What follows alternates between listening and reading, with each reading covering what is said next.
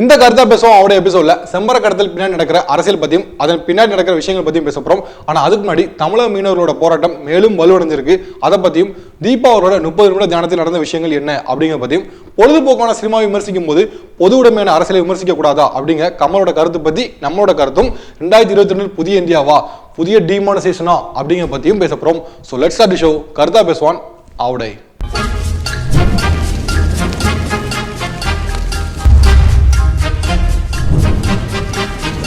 இந்த மெரினா பீச் இருக்குல்ல, மெரினா பீச் அதை மெரிடேஷனால மாத்தின பெருமை திரு ஓபிஎஸ் அவர்கள்லாம் சேரும். அந்த வகையில் இப்போ தீபா அவர்களும் செஞ்சிருக்காங்க. அவங்க என்ன செஞ்சிருக்காங்க அப்படின்னா, நேற்று ஒரு 30 நிமிடம் தியானம், அதாவது மெரினா பீச்சில் 30 நிமிடம் தியானம் பண்ணியிருக்காங்க. பண்ணது மட்டும் இல்லாமல் பல விஷயங்கள் சொல்லியிருக்காங்க. அதில் முக்கியமான விஷயம் என்ன அப்படின்னா, நான் ஆர்கே நகரில் நிற்கிறேன்னு சொன்னதுக்கப்புறம் பல பேர் என்ன தொல்லை பண்ணுறாங்க அப்படிங்கிற மாதிரி சொல்லியிருக்காங்க. அது என்னமோ தெரியல, மெரினா பீச்சில் தியானம் பண்ணதுக்கப்புறம் எல்லாரும் கோர்ட்டில் சொல்லுவாங்கல்ல, நான் சொல்வதெல்லாம் உண்மை தவிர வேறு ஒன்றும் இல்லைன்னு. அந்த மாதிரி பல விஷயங்கள் கன்ஃபர்ஸ் பண்ண ஆரம்பிச்சாங்க. அதில் ஓபிஎஸ் அவர்களை தொடர்ந்து இப்போ தீபா அவர்களும் செஞ்சிருக்காங்க. இது எப்படி தெரியுமா இருக்கு, மகாபலிபுரம் இடத்துக்கு போனீங்கன்னு அங்க ஒரு போர்டு போட்டிருக்கும், நுழைவு கட்டணம் 10 ரூபாய், போட்டோ கேமரா 40 ரூபாய், வீடியோ கேமரா 120 ரூபாய்னு. அது மாதிரி மெரினா பீச்லயும் ஒரு போர்டு போட போறாங்க. அது என்ன அப்படின்னா, நுழைவு கட்டணம் 10 ரூபாய், போட்டோ கேமரா 40 ரூபாய், அங்க போய் மெடிடேஷன் பண்ணா 250 ரூபாய், அங்க ஒரு பிரஸ் மீட் எடுத்த போறீங்கன்னா 350 ரூபாய், கையோட எக்ஸ்க்ளூசிவ் இன்டர்வியூ கொடுக்க போறீங்க அப்படின்னா 550 ரூபாய் அப்படின்னு போர்டு வரப்போது. பக்கத்துல மத்திய அரசு போர்டு ஒன்று இருக்கும், அதுல ஆதார் கார்டு வச்சிருந்தீங்கன்னா சிறப்பு சலுகைகள் உண்டு அப்படின்னு இருக்கும். அதுல அதுக்கும் மேல தீபா அவர்கள் என்ன சொல்லியிருக்காங்க அப்படின்னா, எனக்கும் ஜெயலலிதா அவர்களுக்கான உறவு வந்து எப்படின்னா தாய் மகள் போன்ற உறவு அப்படிங்கிற மாதிரி சொல்லியிருக்காங்க. தாய் பாசத்துல நம்மள மிஞ்சினா இருப்பான் போல் இருக்கேன். ரீசெண்டா ஒரு டிவி இன்டர்வியூல கமல் அவர்கள் என்ன சொல்லியிருக்காரு அப்படின்னா, பொழுதுபோக்கான சினிமாவை விமர்சிக்கும் போது பொது உடைமையான அரசியலை விமர்சிக்க கூடாதா அப்படிங்கிற சொல்லியிருக்காரு. மேலும் அரசியலை விமர்சிக்க தான் ஒரு குடிமகன் அப்படிங்கிற தகுதியே போதுமானது, அதனால யாரும் தன்னை அரசியலுக்கு வர வேண்டும் என்று கட்டாயப்படுத்த வேண்டாம் அப்படிங்கிற மாதிரி சொல்லியிருக்காரு. ஆளற்பட்ட ஆண்டவா சொல்றது கரெக்ட் தானே. ஏன்னா இப்போ ஜல்லிக்கட்டுக்காக குரல் கொடுத்த எல்லாருமே வந்து காலை அடக்கினாங்க அப்படிங்கிற மாதிரி இல்லை, விவசாயிக்காக குரல் கொடுத்த எல்லாருமே வந்து விவசாயியும் இல்லை, அதுக்காக மக்களுக்காக போராடுறவங்க எல்லாருமே அரசியல்வாதியா இருக்கணும் அப்படிங்கிறதும் கட்டாயம் இல்லையே. அது சரி, ஜல்லிக்கட்டுக்காக குரல் கொடுத்த ஆர்ஜே பாலாஜி அவர்களையும் ஹிப்ஹாப் தமிழா ஆதி அவர்களையுமே மீம்ஸ்லேயே மினிஸ்டர் ஆக்கி அழகு பார்த்த ஆட்கள் தான் நம்மலாம். இப்போ ரீசெண்டாக நடந்த துப்பாக்கி சூட்டில் தமிழக மீனவர் ஒருவர் இலங்கை கடற்படையினர் சுட்டுக் கொல்லப்பட்டார். இறந்த தமிழக மீனவர் உடலை வாங்காம ராமேஸ்வரம் உள்ள மீனவர்கள் தொடர்ந்து போராட்டம் நடத்திருந்தாங்க. அங்கே முக்கிய பிரமுகர்களும் அமைச்சர்களும் வந்து நேரடி பேச்சு நடத்தி பார்த்தாங்க. அதிகபட்சமாக இலங்கை சிறையில் உள்ள 77 மீனவர்களை விடுவிக்கிறோம் அப்படிங்கிற மாதிரி விடுவிக்கும் செஞ்சாங்க. ஆனால் அங்கே உள்ள மீனவர்கள்லாம் வந்து எங்களுக்கு நிரந்தர தீர்வு தான் வேண்டும், சமாதானம் வேண்டாம் அப்படிங்கிற மாதிரி சொல்லி தொடர்ந்து போராட்டம் நடத்திட்டு இருக்காங்க. அங்கே உள்ள போராட்டம் இப்போ உண்ணாவிரத போராட்டமாக வலுப்பெற்றிருக்கும் செஞ்சிருக்கு. பொதுவாக ஹேர் லாஸ் தான் பலருக்கு பரவலாக இருக்க பிரச்சனை. பொதுவாக ஹேர் லாஸ்க்கான காரணம் வந்து நிறைய இருக்கு. என்னெல்லாம் அப்படின்னா, ஸ்ட்ரெஸ்ஸும் ஐயோ முடி போச்சே அப்படின்னு சொல்லி இருக்க முடியும் கொட்டி போக வைக்கிறதுக்கான காரணம் தான் அதிகம் அப்படி மாதிரி சொல்றாங்க. இப்போ நான் ஏன் ஹேர் லாஸ் பற்றி பேசுறேன் அப்படின்னா, ஹேர் லாஸ் ட்ரீட்மெண்ட் யூஸ் பண்ற ட்ரக்கான ப்ரொபேஷியா அப்படிங்கிற ட்ரக் வந்து ரொம்ப ஆபத்தானது அப்படிங்கிற மாதிரி இப்போ சொல்லியிருக்காங்க. அது என்ன அப்படின்னா, நீங்க ஹேரை இம்பார்ட்டன்ட் அப்படின்னு நினைச்சீங்கன்னா நீங்க ஒரு இம்பார்ட்டன்ட் ஆயிருவீங்க அப்படிங்கிறது தான் அந்த கருத்து. அந்த ஹேர் லாஸ் ட்ரீட்மெண்ட்ல யூஸ் பண்ற ப்ரொபேஷியா ட்ரக்னால வந்து உங்க செக்ஷுவல் லைஃப் நிறைய ப்ராப்ளம்ஸ் வரும் அப்படிங்கிற மாதிரி கண்டுபிடிச்சிருக்காங்க. வழுக்கைக்கு பயந்து போய் வாழ்க்கையை விட்டுறக்கூடாது அல்லவா. ஸோ பார்த்து யூஸ் பண்ணுங்க. பட் இந்த ட்ரக் இன்னும் இந்தியாவில் ஃபெமிலியர் ஆகலை அப்படின்னு சொல்றாங்க. ஸோ அது வரைக்கும் தப்பிச்சோம், ப்ராப்ளம் இல்லை. அவதார் படம் வந்து இந்தியாவில் மட்டும் இல்லாமல் உலகமெங்கும் ரிலீஸ் ஆகி பாக்ஸ் ஆஃபீஸில் புதிய அவதாரமே கிரியேட் பண்ணிச்சு. இப்போ அந்த அவதார் 2 ரிலீஸ் வந்து 2014 இருக்கும் அப்படிங்கிற மாதிரி சொன்னாங்க. அதுக்கப்புறம் 2018 சொன்னாங்க. நிறைய பேர் எக்ஸ்பெக்ட் பண்ணி அப்படி இருக்கும்போது 2018 இல்லை அப்படிங்கிற இந்த படத்தோட டேரக்டர் சொல்லியிருக்காரு. ஏன் இந்த டிலே அப்படிங்கிற இந்த டேரக்டர் கேட்கும்போது என்ன சொல்லியிருக்காரு அப்படின்னா, பார்ட் 3, பார்ட் 4, பார்ட் 5 அப்படி மாதிரி எடுக்கலாம்னு வச்சிருக்கோம். ஸோ அதுக்கான லிங்க்ஸ், சீனோட லிங்க்ஸ் எல்லாமே இருக்கு. ஸோ அதனால அதை லிங்க் பண்ணி நிறைய விஷயங்கள் யோசிச்சு தான் எடுக்கணும், நிறைய விஷயங்கள் யோசிச்சு தான் பண்ண முடியும். அதனால பார்ட் 2 ரிலீஸ் ஆக டிலே ஆகும் அப்படிங்கிற சொல்லியிருக்காரு. நம்ம ஊர் ஆளப்பட்ட ஆண்டவருக்கே வந்து முதல்ல பார்ட் 1 ரிலீஸ் பண்ணதுலேயே கொஞ்சம் டைம் ஆகுது. ஸோ அவதாரில் பார்ட் 2, பார்ட் 3, பார்ட் 4 போது டைம் எடுக்க தானே செய்யும். இப்போ நார்த்தில் நடந்த எலெக்ஷனில் பிஜேபி அமோகமாக வெற்றி பெற மோடி அவர்கள் கொடுத்த ஸ்பீச்சில் என்ன சொல்லியிருக்காரு அப்படின்னா, 2022 புதிய இந்தியா அப்படின்னு சொல்லியிருக்காரு. புதிய இந்தியா புதுசாக டிமானிசேஷன் கொண்டு வந்து இப்போ ரிலீஸ் ஆயிருக்க 500,000 செல்லாதுன்னு சொல்லுவாருன்னு பயப்பட வேணாம், அப்படிலாம் சொல்ல மாட்டாரு. பட் அவர் சொன்ன விஷயம் எப்படி இருக்குன்னா, ஒரு பொண்ணு சொன்னிச்சான், நானும் கல்யாணம் பண்ண மாட்டேன், ஏன் பொண்ணையும் கல்யாணம் பண்ண மாட்டேன்னு சொன்னிச்சான். அந்த மாதிரி இருக்குது. இப்போ ரீசெண்டாக உத்தரப்பிரதேசிலும் உத்தரகாண்ட்லையும் நடந்த சட்டமன்ற தேர்தலில் பிஜேபியினர் வந்து அமோக வெற்றி பெற்றிருக்காங்க. ஜெயிச்ச பிஜேபியினருக்கு வாழ்த்துக்கள். ஜெயிச்ச நீங்க மக்களுக்கு நல்ல சலுகைகளும் நல்ல திட்டங்களும் வழங்குவீங்க அப்படி மாதிரி நம்புறோம். தொடர்ந்து பல சர்ச்சைக்குரிய விஷயங்களை மாட்டிட்டு இருக்க ஈஷா இப்போ புதுசாக சர்ச்சைக்குரிய விஷயங்களை மாட்டிருக்காங்க. அது என்ன அப்படின்னா, ஈஷா யோகா மையத்தில் ஆர்டிஃபிஷியல் முறையில் ஒரு தீர்த்த குளம் ஒன்று அமைச்சிருக்காங்க. அந்த தீர்த்த குளத்தில் ஒரு நபர் வந்து ஒரு அலர்ஜி காரணமாக இறந்துருக்காரு. அந்த நபரோட மரணம் குறித்து போலீசார் வந்து தொடர்ந்து விசாரணை நடத்திட்டு இருக்காங்க. அந்த விசாரணையில் தான் தெரிய வரும் அந்த நபர் வந்து உண்மையிலே குளத்துலேருந்து இறந்துடா இல்லை அலர்ஜி காரணமாக இறந்துருக்காரா அப்படிங்கிற விஷயம். இன்னைக்கு நம்ம கருத்து அவடையில் செம்மரம் கடத்தலுக்கு பின்னாடி இருக்க அரசியல் பற்றியும் அதன் பின்னாடி நடக்கிற விஷயங்கள் பற்றியும் பேச போகிறோம். செம்மரம் அப்படின்னு சொல்லி அது தனியாக பிரித்து அதுக்குள்ள இம்பார்ட்டன்ஸ் கொடுக்கறதுக்கு காரணம் என்ன அப்படின்னா, செம்மரம் அப்படிங்கிறது வந்து உலகத்திலே ஒரு அரிய வகையான ஒரு மரம். இது அதிகமாக இந்தியாவில் விளையிறது அப்படின்னா வந்து ஆந்திரா அப்படிங்கிறது மட்டும் சொல்லலாம். ஆந்திராவிலும் சில பகுதியில் மட்டும் தான் வளருது. செம்மரத்துக்கான ரொம்ப இம்பார்ட்டன்ஸ் என்ன அப்படின்னா இதோட மருத்துவ குணங்கள் தான் வந்து அதிகமாக பேசப்படுது.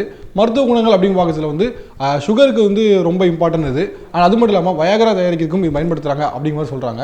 இது வேறு விஷயங்களுக்கு பயன்படுத்தலாம் அப்படின்னு பார்த்தோன்னா அணுமின் நிலையங்களில் அணு கதிர்வீச்சு தடுக்கிறதுக்காகவும் இதை பயன்படுத்த சொல்கிறாங்க.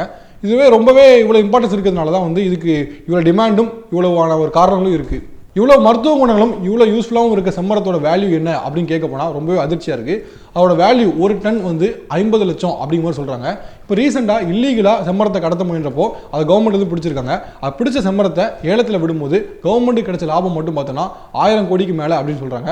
அப்போ இல்லீகலில் இதை மாதிரி செல் பண்ணால் அவங்களுக்கு இல்லீகலாக செல் பண்ணுறவங்களுக்கு எவ்வளோ லாபம் வரும் அப்படின்னு நினைக்கும் போது கொஞ்சம் அதிர்ச்சியாகவும் இருக்குது. பொதுவாக இந்த மாதிரி செம்மரங்கள்லாம் யாருக்கு அதிகமாக தேவைப்படுது அப்படின்னா சைனா, ஜப்பான் அந்த மாதிரி கண்ட்ரி தான் அதிகமாக தேவைப்படுது. இங்கேருந்து குஜராத்லேருந்து அதுங்க தான் எக்ஸ்போர்ட் பண்ணுறாங்க அப்படிங்கிற மாதிரி நிறைய சொல்கிறாங்க. சரி, இதில் இவ்வளோ இம்பார்ட்டன்ஸ்ஃபுல்லாக செம்மரத்தை யார் கடத்துறாங்க அப்படின்னா ஆந்திராவில் இருக்க சில முக்கிய பிரமுகர்களும் நார்த் சென்னையில் இருக்க சில முக்கிய பிரமுகர்களும் தான் இதை பண்ணுறாங்க அப்படிங்கிற மாதிரி சொல்கிறாங்க. இதில் ஈடுபடுற சில முக்கிய பிரமுகர்கள் என்றைக்குமே கைது பண்ணுறதில்லை. இதில் என்றைக்குமே வந்து சம்மந்தமே இல்லாத ஒரு அப்பாவி மக்கள் தான் இதில் கைது செய்யப்படுறாங்க.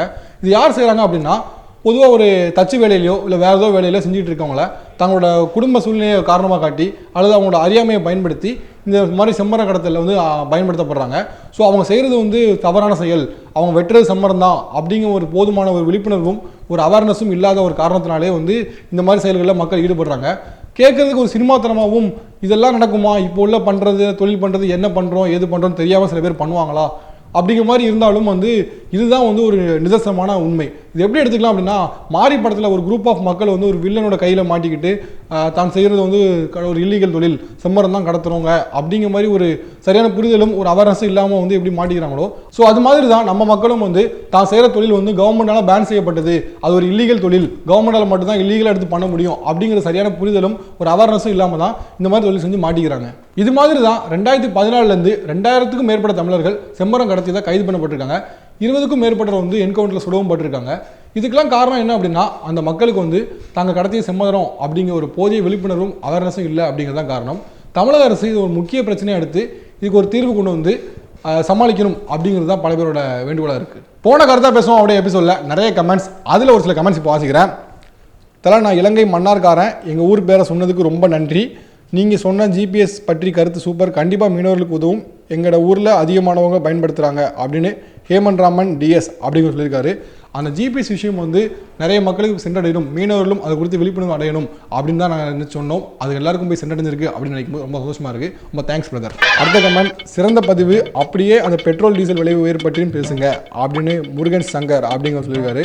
பெட்ரோல் டீசல் விலையை பற்றி பேசலாம் பிரதர் கண்டிப்பாக, ஆனால் அதுக்கு நிறைய விஷயங்கள் அனாலிசிஸ் பண்ணும் அப்படின்னு நினைக்கிறதுனால அடுத்த சில எபிசோட்ல அது வரும் அப்படின்னு உறுதிமொழி வைக்கிறேன். அடுத்த கமெண்ட்ல என்னத்தில் தூங்கி எழுந்து அப்படியே வந்தாச்சா அப்படின்னு விக்னேஷ் கே அப்படிங்கிற கேட்டிருக்காரு. தூக்கம் அட நீங்க வேற சாப்பிட்டு ஏப்ப விடுறோம்ல, அது சேவை கூடுறது ஒரே கோரஸா இருக்குன்னா பாத்துங்களே அப்புறம் எப்படி தூக்குறது. அடுத்த கமெண்ட்ல good info brother, I come to BN News for cinema news, now I can come for general news also, efforts are appreciated, nowadays BN News are appreciating comments by reading at the end of the show, this is good to increase the views, people comment here to happily hear their names in the show including me, I watch all your shows and well organized now like KPA US BK TK MY அப்படின்னு சொல்லியிருக்காரு.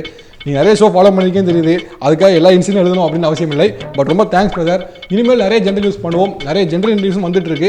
அதை பற்றி information அடுத்து விரைவில் உங்களுக்கு சொல்கிறேன். நிறைய general news வருது, ஜென்ரல் இன்டர்வியூஸ் வருது. ஸோ எல்லாத்தையும் பார்த்து என்ஜாய் பண்ணுங்கள். பட் நெக்ஸ்ட் டைமும் இதே மாதிரி ஷோக்கு பாருங்கள், நிறைய கமெண்ட் பண்ணுங்கள். அதுக்கான ஃபீட்பேக் கண்டிப்பாக நெக்ஸ்ட் கமெண்ட்டில் உங்களுக்கு ரிப்ளை பண்ணுறேன். ஓகே, அந்த கமெண்ட் பண்ண நல்ல உள்ள பேரை மறந்துட்டேன், அவரோட பேர் நாக் நாக் நாக். இந்த ஷோவில் கமல் அவர்களின் அரசியல் கருத்து பற்றி நிறைய பேசியிருந்தோம். அது மட்டும் இல்லாமல் தொடர்ந்து செம்மரம் கடத்தியதா பல தமிழர்கள் கைதாக இருக்காங்க, பல தமிழர்கள் என்கவுண்டர் சுடவும் பட்டிருக்காங்க. இது குறித்து உங்களோட கருத்து என்ன, இதுக்கு என்ன தீர்வு நீங்கள் நினைக்கிறீங்க அப்படிங்கிறத கீழே கமெண்ட் பண்ணுங்க. கண்டிப்பாக உங்களோட கமெண்ட்டை நெக்ஸ்ட் வீடியோவில் வாசிக்கிறேன். தேங்க்யூ. தீபா அவர்கள் டிஎம்கேவையும் சசிகலா அவர்களையும் தவிர யார் கூட்டணி வந்தாலும் சேர்த்துக்குவே அப்படிங்கிற மாதிரி சொல்லியிருக்காங்க. இது எப்படி இருக்குடா கேள, நீ கேள. எங்க அம்மா எவ்வளோ சொல்லிச்சு, அவங்களெலாம் சேராத சேராத.